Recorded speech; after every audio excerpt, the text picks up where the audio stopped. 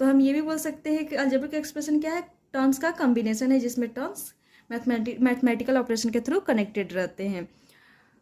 तो टर्म्स समझ में आया ये क्या होते हैं, अलजेब्रिक एक्सप्रेशन के ही पार्ट्स होते हैं। ठीक है,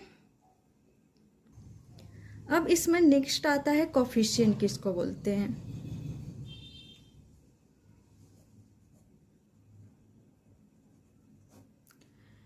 अब हम समझते हैं कि कोफिशिएंट किसे बोलते हैं एंड कांस्टेंट एंड कोफिशिएंट में डिफरेंस क्या है।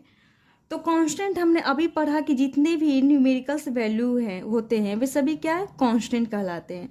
तो फिर कोफिशिएंट किसे बोलते हैं, तो किसी भी टर्म का जो न्यूमेरिकल फैक्टर होता है उसे ही हम कोफिशिएंट बोलते हैं।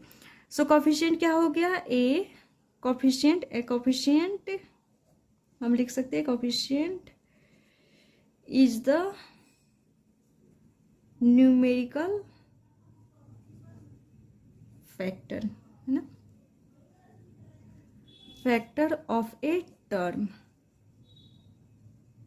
कोफिशिएंट क्या हो जाता है, किसी टर्म का न्यूमेरिकल फैक्टर जिसे हम कोफिशिएंट बोलते हैं। जैसे यहाँ पे 2x² + 4x - 3 एक अलजेब्रिक एक्सप्रेशन है ना, जिसका टर्म क्या है 2x², 4x एंड -3। तो इस अलजेब्रिक एक्सप्रेशन में 3 टर्म्स है।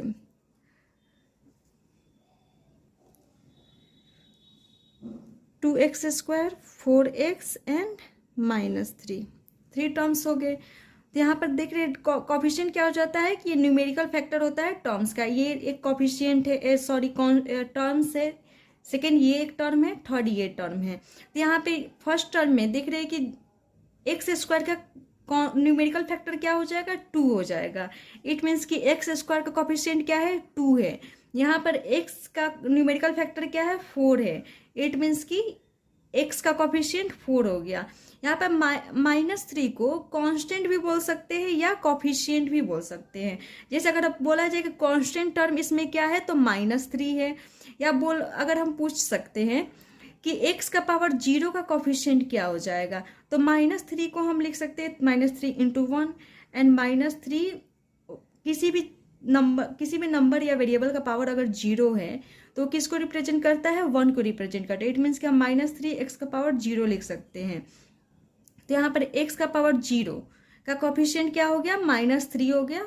इसे हम कांस्टेंट या कोफिशिएंट कुछ भी बोल सकते हैं।